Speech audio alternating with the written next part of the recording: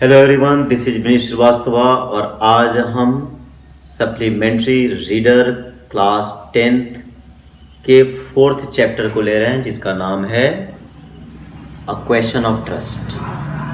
A question of trust का हिंदी अनुवाद होता है विश्वास का एक प्रश्न और इस चैप्टर को लिखा है विक्टर कैनी ने। तो पहले हम देखें कि इस चैप्टर में जो मेन इंपॉर्टेंट कैरेक्टर्स कौन है और मेन इंपॉर्टेंट चीजें क्या है। इस पूरी कहानी का जो सेंट्रल कैरेक्टर है वह हॉरेस डैम्बी है जो 55 इयर्स का है, 55 साल का है और वह रेपुटेटेड पर्सन है सोसाइटी में।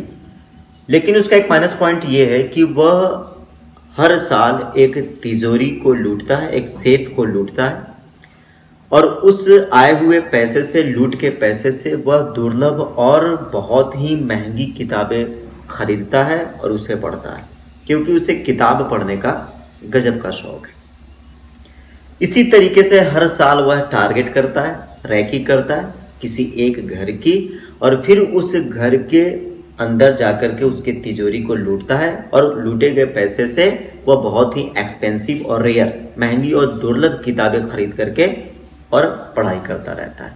इसी तरीके से उसका पूरा समय चलता रहता है। उसका एक माइनस पॉइंट ये भी है कि उसे फ्लावर से एलर्जी है। फ्लावर से एलर्जी का मतलब है जैसे ही फ्लावर के वह करीब आता है वैसे ही उसकी स्नीजिंग यानी छींक शुरू हो जाती है। एक समय उसने जब काफी उसके पास लूटे गए पैसे खर्च हो गए तो उसने एक मकान जिसका नाम है शोटोवर ग्रेनेस, इस मकान को उसने पहले स्टडी किया बढ़िया तरीके से, उसको वॉच किया बढ़िया तरीके से और जब पूरी तरीके से वह कंफर्म हो गया 2 सप्ताह तक वॉच करने के बाद, रेकी करने के बाद कि उस मकान के जो लोग हैं, उस मकान की जो फैमिली है वह कहीं फॉरेन में शिफ्ट हो चुकी है थोड़े समय के लिए और उस घर के जो 2 नौकर हैं वह भी कहीं बाहर गए हुए हैं।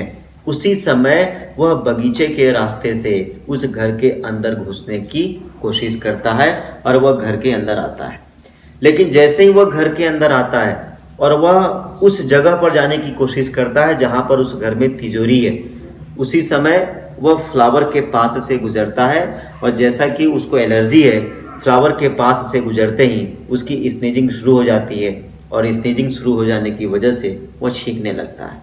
जिस समय वह छींकने की आवाज निकालता है उसी समय अप स्टेयर्स से एक लेडी रेड गाउन में नीचे आती है और वह जो हॉरेस डैम्बी है उसे एड्रेस करते हुए कहती है कि तुम्हारे छींक का मेरे पास इलाज है, अगर तुम चाहो तो मैं तुम्हें मेडिसिन दे सकती हूँ। लेकिन हॉरेस डैम्बी ने जब रैकी की थी तो उसे इस बात का पता था कि इस घर में कोई नहीं है। उस घर के जो फैमिली मेंबर्स हैं वह कहीं फॉरेन पे शिफ्ट हो चुके हैं और जो 2 नौकर हैं जो उस घर की देखभाल करते थे वह भी कहीं बाहर किसी काम से गए हुए हैं और कुछ घंटे के लिए वो इस घर में आ ही नहीं सकते। तो फिर ये कौन है?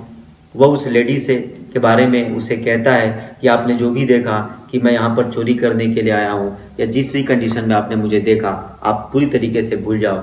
लेकिन वह लेडी एक शर्त रख देती है और कहती है कि मैं सारी चीज़ें भूल जाने को तैयार हूँ, मैं यहाँ तक कि पुलिस को भी इन्फॉर्म नहीं करूँगी। मेरे पति ने मुझे कहा है कि भाई यहाँ की जो भी ज्वेलरी है मैं उसे इस तिजोरी से निकाल करके किसी बैंक में शिफ्ट कर दूं, लेकिन आज रात मुझे किसी पार्टी में जाना है और मुझे इस तिजोरी में रखे हुए ज्वेलरी को पहनना है और मैं बाय मिस्टेक इस तिजोरी का जो नंबर है, जिस नंबर से यह तिजोरी ओपन होती है, उसे मैं पूरी तरीके से भूल चुकी हूँ। तो तुम मेरे लिए यह तिजोरी खोल दो और अगर तुम ये काम कर दोगे तो मैं पुलिस को इन्फॉर्म नहीं करूंगी, अगर नहीं करोगे तो मैं पुलिस को इन्फॉर्म करके तुम्हें अरेस्ट करवा दूंगी। हॉरेस डैम्बी उसकी बातों में आ जाता है और उसकी बातों में आने के बाद वह उसे कहता है कि ठीक है, मैं 2 दिन के लिए इस तिजोरी को खोल दूंगा और तीसरे दिन मैं इसे वापस लॉक कर दूंगा। लेडी भी इस बात के लिए तैयार हो जाती है। वह 2 दिन के लिए उस तिजोरी को उसके विश्वास में आकर के खोल देता है। ओपन करने के बाद वह वहां से चला जाता है। हॉरेस डैम्बी ने तिजोरी ओपन करते समय सिर्फ एक गलती की कि उसने ग्लव्स नहीं पहने और उसके फिंगरप्रिंट्स वहां पे आ गए। हॉरेस डैम्बी वहां से तिजोरी ओपन करके चला गया। उसके बाद तीसरे दिन उसने फिर से किसी और तिजोरी को लूटने की कोशिश की और उसने प्लान किया कि तिजोरी में लूट करके दुर्लभ और महंगी किताबें खरीद करके फिर से अपनी पढ़ाई शुरू करूंगा। लेकिन अभी वह प्लान नहीं कर रहा था। इसी समय पुलिस आती है और उसे अरेस्ट कर लेती है। जब वो पूछता है कि किस ग्राउंड पे, तो उसने कहा कि जिस मकान में तुमने तिजोरी तोड़ी थी, किसी लेडी के कहने पर या जिसके कहने पर, वहां पर तिजोरी पर तुम्हारा फिंगरप्रिंट है और उसी आधार पर हम तुम्हें अरेस्ट कर रहे हैं। हॉरेस डैम्बी पूरी तरीके से इस बात को समझ चुका था कि जो लेडी उसे उस मकान में मिली थी, जिस मकान में वो तिजोरी लूटने के लिए गया था, वह खुद एक थीफ थी और उसने इसे अपनी चिकनी चुपड़ी बातों में फंसा करके और पूरा का पूरा माल लेकर के, ज्वेलरी लेकर के वह रफू चक्कर हो गई। हॉरेस डैम्बी समझ जाता है अपनी बेवकूफ़ी और उसे अपनी गलती का एहसास होता है कि उसने आखिर गलती कहाँ पर की। तो ये था हमारी आज की कहानी। उम्मीद है कि आपको यह कहानी अच्छी लगी होगी। इस कहानी के जो इंपॉर्टेंट क्वेश्चंस हैं वह पूरा क्वेश्चन सेंट्रल कैरेक्टर के इर्द गिर्द है, जो हॉरेस डैम्बी सेंट्रल कैरेक्टर है और हॉरेस डैम्बी के ऊपर यहाँ पर एक सेंट्रल कैरेक्टर के रूप में उसका क्वेश्चन पूछा जाएगा।